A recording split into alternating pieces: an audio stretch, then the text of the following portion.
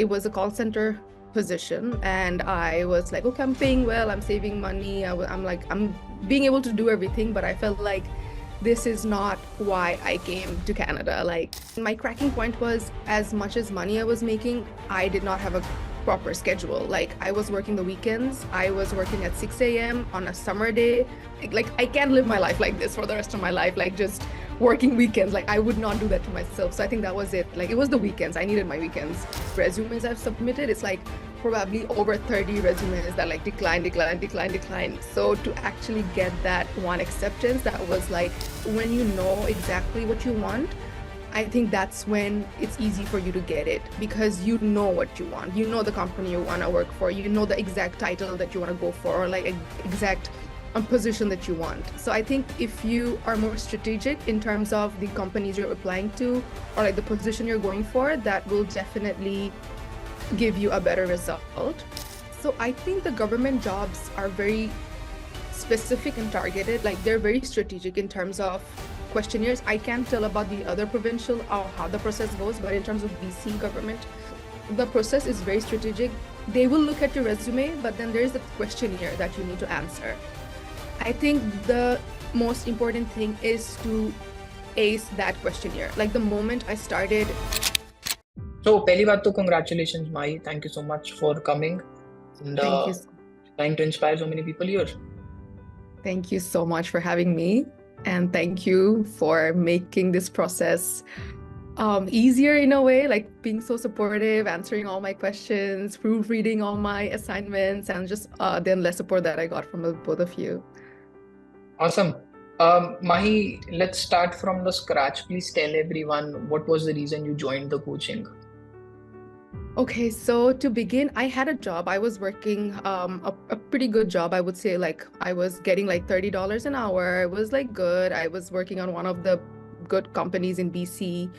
But at the end of the day, I felt like I was getting too comfortable. Like, it was a call center position, and I was like, okay, I'm paying well, I'm saving money, I'm being able to do everything, but I felt like this is not why I came to Canada. Like, I didn't get a master's degree just to settle. And then I was applying to positions, and then I've been trying to navigate through the whole job market, but I was following Bani, and then I felt like, you know what, like, and she had a lot of testimonials, you know, on her page, and like, I just also resonated with the captions that she used to share. So I kind of messaged her back and forth a few times, because it is a lot of money, and I was like, you know, am I gonna do it? And then at one point, I think I had like a cracking point where I was like, you know what, I need to get out of this. Like, I cannot be comfortable, because I know for a fact that I'm not gonna grow if I am just in my comfort zone. So I wanted to push myself, and I was like, you know what, I'm gonna go for it. And once you make that payment, you make that commitment, you kind of push yourself. So that made me just go for it and actually get into the program. Okay, and I what am was curious that? to know what was that point. Okay, same question. What was the point? I feel like so there was a lot of things. I think there was a pressure for me in terms of my family. They were like, they had expectations, more than their expectations. I think I have expectations from me. And secondly, my cracking point was, as much as money I was making, I did not have a proper schedule. Like, I was working the weekends, I was working at 6 a.m. on a summer day, and I'm seeing somebody who has like a 9 to 5, like a proper job. And I think it was also the fact of not being able to spend weekends together. I was like, no, I need something that gives me that 8 to 4, 9 to 5. Like, and I personally like a very disciplined and routine life. And with this schedule, I wasn't being able to get into a routine, or like get into a flow of like waking up every day at 7, or like, you know, one day I had to wake up at 5, the other day I was waking up at 10. So I needed that routine in my life. And I was like, no, like, this is it. Like, I can't settle for that. Like, I need to get that routine life, because like, I can't live my life like this for the rest of my life, like just working weekends. Like, I would not do that to myself. So I think that was it. Like, it was the weekends. I needed my weekends. That was definitely the point for me. So, Mahi, what do you think was your favorite part about the coaching that other people should double down on? Favorite part of the coaching was being able to connect to so many people. Everyone was so supportive. And so I joined in January 14th, and corny enough, I actually signed my offer letter on 14th of June, like exactly 6 months. So there was like I went through some of the most difficult phases of my life, not just in my professional, but also my personal life in terms of like marriage, dating, and all of that. So I had to go back home, and then I posted, like I made a very personal post, and so many people reached out to me, so many people commented. So it was just so nice to know that how many people kind of have your back. And like I felt like I could be so raw and so open without having to feel like, oh, people are gonna judge me for like going through such a hard phase. Like I left my job, I left my lease in Canada, and I was going home like I don't know for how long.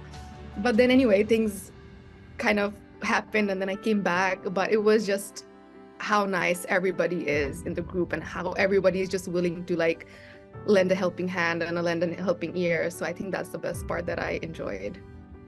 And of course, Nice. the sessions are always fun to get to like hear new perspectives and like tips and tricks. And I did win like presents when I was like super active in the first few months. So that was also super cool. Yes, nice. Bunny, you have questions? Yes. So when you finally got the first offer letter from BC government, what was your reaction? So I was stoked because obviously like I have been wanting to get into the government for the longest time. Like I feel like if I could take you guys through the overview of the resumes I've submitted, it's like probably over 30 resumes that like decline. So to actually get that one acceptance, that was like amazing. So I was like, you know what, even if the other thing doesn't go through, I am just stoked to get the offer, go into government, get that 9 to 5, and like, you know, have the routine life. But at the same time, I also, like Bani, you know, like I was also in the process of getting another position, which was more communications position that I studied for. My degree is in communications. So I had my fingers crossed, and then I was just kind of like delay accepting the offer because I was hoping to hear back from them because they called me, we were like reference checking. But at the same time, I was just stoked to even get the first offer. And I was like, if the second offer came, I would be happy. But if not, like I was still like, the fact that I heard back from the government after like a year and a half, I was like, oh my God, alhamdulillah, like thanks like for everything that had happened. I was just so grateful. And tell Awesome. me now, when the second offer came. Oh my God, I just cried. I cried so much. Like I could not believe myself. Like I was at work, at my current work, and I have like a friend who also works with me. She's also from Bangladesh, and I just hugged her and I just cried. Like I would even cry right now, honestly, just thinking about it, because I know how much I prayed for this. Like I worked hard, I gave my best, but at the end of the day, like I prayed every single day for this moment to hear that, like, oh, you got in, and like this was like a dream position. Like I just wanted to work with the government. So the fact that I could get a job in my field, in the company that I wanted, like I just cried. And then I called my partner and I was like, I got it. Like I sent him a screenshot of the offer and I was just crying to him like, oh my God, like my parents are gonna be so proud. Like I just cried for like a good like 30 minutes to an hour, I think. Wow. That happy. Good. Nice. So how I'm do you so think life glad is for going you. to, Mahi, how do you think life is going to change now? Oh my God, in so many ways. So I think the first would be definitely more stability, to be able to just know that I can do something that I love to do. Secondly, I'm hoping to get married soon. So the fact that both me and my partner, we can like start a family together, and the fact that with the current job that I have, like I know like we're not thinking in the long run, but also in the long run, like with mat leaves and like those other perks, like paid leaves off, like now I can actually go back home for 14 days while I get paid. Whereas in my current job, I had to like not get paid to go back home. So, you know, just those little perks, but also like so much benefits. I have more stability, the routine. I think definitely the routine that I am very, very excited about the most. Nice. What was your, Mahi, what was your parents' reaction? My dad was stoked. My dad is just, he was like, he was just so happy. I forwarded him my offer letter, actually. I didn't like just tell him. I was like, oh, he kind of knew something was going on. Like I didn't tell him before I got the offer letter. He knew that I was kind of like interviewing. I didn't tell him anything before, like in terms of that. And then he was like, oh my God, like I'm so happy for you. Like he was just happy that I also got the offer before I was getting married, which kind of like in his head, he's like, okay, you're finally like, you're fully stable. Like, I don't need to worry about you anymore. Like, you have a man and a job. Like, good, you're all set in a way. So he was just super happy. Good. Um, Mahi, Mahi, okay, yeah. let's go with Ishank first. I'll ask mine later. Okay. Mahi, what would your advice be for other ninjas in the meeting who are going through the process? Okay, honestly, just don't stop. Like, figure out what you want and don't like initially. I think like from my experience, I would say initially I was doing like a lot of applying, like randomly applying to a lot of positions. Yeah, that might work for you, but when you know exactly what you want, I think that's when it's easy for you to get it, because you know what you want. You know the company you want to work for. You know the exact title that you want to go for, or like exact position that you want. So I think if you are more strategic in terms of the companies you're applying to, or like the position you're going for, that will definitely give you a better result. And like, just don't give up. Like, don't stop. Don't get too comfortable. Yeah, I know, like, it's like a lot of people are like, you're gonna get a job in 90 days. It's okay if you don't get a job in 90 days. You'll get a job in the 180 days, or like in the next 2 months. Like, keep working on yourself. And it's not just applying to jobs. I think it's more of about taking a holistic approach in your life itself. Like, I think at one point I just took a break from applying to jobs as well. Like, I wasn't applying to jobs for like 2-3 weeks, and then I kind of recalibrated about what I wanted, like in my life as a whole. And I was like, why should I get the job? Like, I'm not disciplined. I'm not waking up on time. Like, even if I get a job, am I gonna be able to keep the job? Like, I have to wake up at 7 to start a job at 8:30, say for the next 5 years or the 10 years. Like, do I have that discipline in me to actually keep the job even if I get it? And at times it's good that you're not getting a job, because you probably don't have the discipline to even keep the job yourself. So I think you got to build up on your discipline. You got to show up for yourself every day, and like, keep the promises you make to yourself. Like, if you say that you're gonna go for a walk for 30 minutes, go for a walk for 30 minutes. It doesn't matter if you go at 2. It's good if you can go at 2, but even if you miss going at 2, go at 3. Like, don't make excuses. I think that's the biggest thing I would say. Like, that also helped me. Like, I started showing up for myself, like not just in terms of applying for positions, but also in terms of going to the gym, in terms of not eating sugar, in terms of writing every day, like journaling every day, or in terms of like going to bed at 11 to make sure that I can wake up at the particular time that I was trying to wake up. So I think that's my only advice. Like, show up for yourself and like take care of yourself, because at the end of the day, nobody else is going to take care of you how you can take care of yourself. And when you love yourself and take care of yourself, things will work for you, because you are there for yourself. So things are bound to happen. Like, good things will happen for you. Yeah, that's it. I love that you mentioned the holistic approach, and that whether you deserve it or not. Good. Shows the coaching has worked. Good. Yeah, I think that's what happened to me. Like, initially I was like, oh, applying.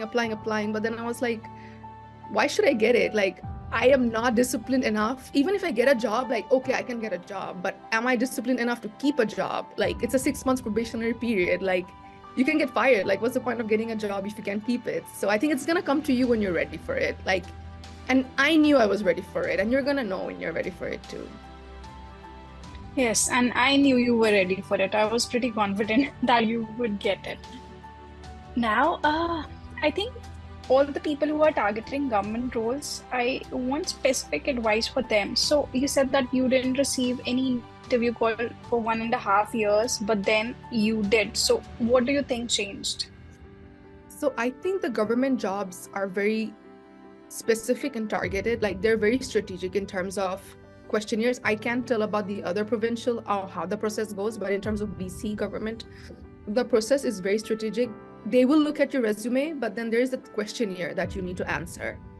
I think the most important thing is to ace that questionnaire. Like the moment I started, but what I started doing is basically so they kind of give you a format, like mention the year and then the job that you were doing and then the things that you did. So initially I kind of said that from this year to this year I was working, and then I went for bullet points. So I think since I started answering my questions with bullet points, I got to the second round, like to the assessment round for all the applications that I made. So I think that was definitely one of the key differences, I would say, from my prior applications to the recent applications that I was making. So I would say it's very strategic. Like you have to, and I also attended a few marketing outreach seminars that BC Public Service was hosting. So what I learned from there is that they were not using ATS or the machine learning to review their resumes and like all the questions. Like there was an actual human being reading all the answers. So you didn't necessarily need to use the exact terms that was in the job posting. But yeah, I would say just be very like specific in terms of what you did and how it resonates to the position that you're applying for, and just use bullet points. Like use short, precise answers. Like they don't have a lot of time. You have 250 words to do all the answers. So just be very specific and be very strategic in terms of answering those questionnaires. And they only, I think, look at your resume after they see that you have done the questionnaires right. That's helpful. Thanks. Ishank, you're on mute. Yeah. Mahi, what advice would you have for someone who is still on the fence about joining the coaching? Maybe in a similar position to where you were a few months ago, where you were thinking, it's just too expensive, something like that. I mean, I would want to quote two of you guys in a way, it's better to spend money than to spend time trying to find a solution. And you can, I would say, you can try and keep on. Like if you can do it by yourself, that's great. Like kudos to you.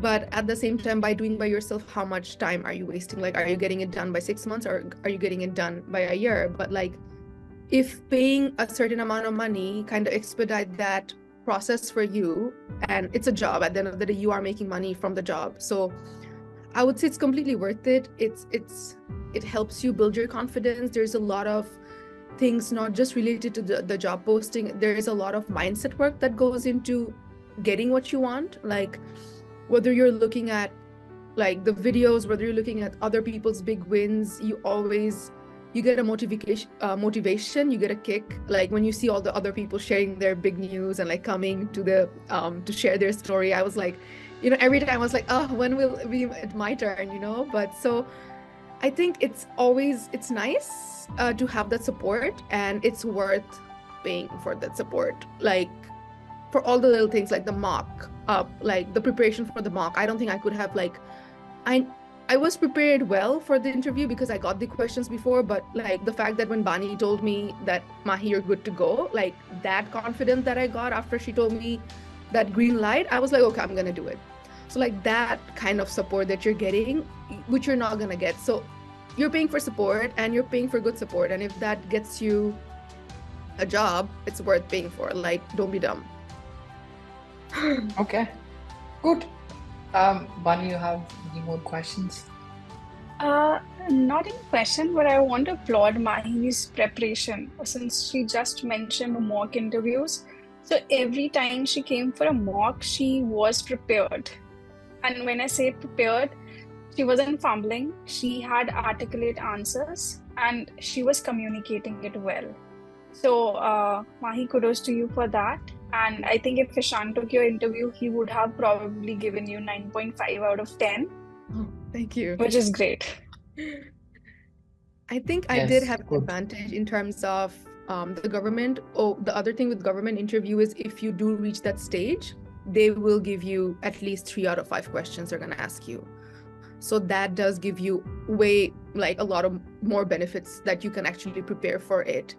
So that definitely also helped me for sure.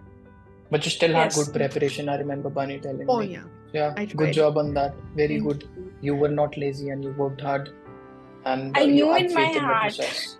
that we don't need that mock, but I knew that you needed it just for your confidence, so Yeah. you were already prepared. Yes. Yeah, and I think you And also also helped when me. we met you, I knew you'll be fine. You know, it's just a matter of time. The process takes longer for government, but should be fine. Thank you. No, I think Vani, you also helped me. Like, I know they gave me 3 out of 5 questions, but like with the first 2 questions, I think we did a little bit of brainstorming, and you kind of helped me like to figure out the things that they might ask. So I kind of thought about it after I was done with the mock. So that also like really helped me kind of gather my thoughts and prepare my questions in that aspect as well. So thank you for like doing what you do. Like, I really appreciate you guys. Good. Thanks. Awesome. Thank you so much, Mahi, for coming and inspiring so many people. You can probably read the chat. People are congratulating you. They are inspired by you. Thank you. Thank you so much.